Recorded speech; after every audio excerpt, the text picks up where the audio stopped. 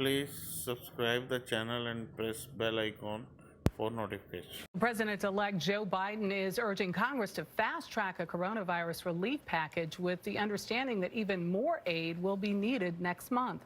Mr. Biden acknowledged that Friday's November jobs report was bleak, with just 245,000 new positions added last month.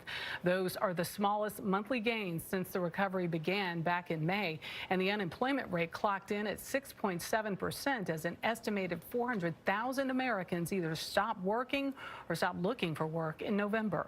Nicole Killian is in Wilmington, Delaware, following the president-elect this morning. Good morning, Nicole.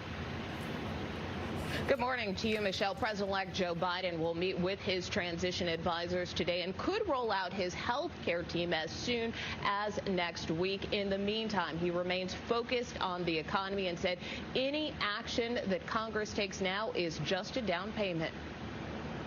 We're in a crisis. As Friday's jobs report revealed more signs of a slowing economy, President-elect Joe Biden said there's no time to lose and urged President Trump and Congress to reach a deal on another stimulus. And this situation is urgent.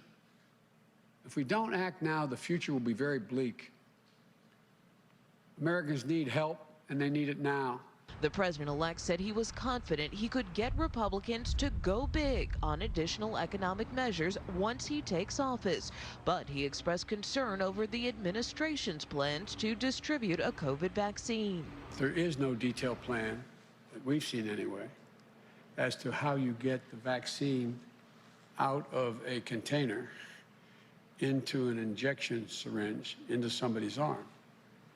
And it's going to be very difficult for that to be done, and it's very expensive. While Mr. Biden said he would be willing to get a Please subscribe the channel and press bell icon for notifications. vaccine, he would not require it for all Americans. I don't think it should be mandatory. I wouldn't demand to be mandatory, but I would do everything in my power, just like I don't think masks have to be made mandatory nationwide. He also acknowledged the pandemic could impact his inauguration next month, including the possibility of scaling back the inaugural parade. I think you're going to see something that's closer to what the convention was like than the typical inauguration. First and foremost, and my objective is to keep America safe. Last night, the president-elect announced more senior staff to his inaugural committee, and he continues to face more pressure to diversify his cabinet. The president-elect would not commit to naming a person of color for top posts like defense or attorney general, but he did promise that when all of his picks are announced, it will be the single most diverse cabinet that's ever existed. Dana? All eyes are on him. Nicole, thank you.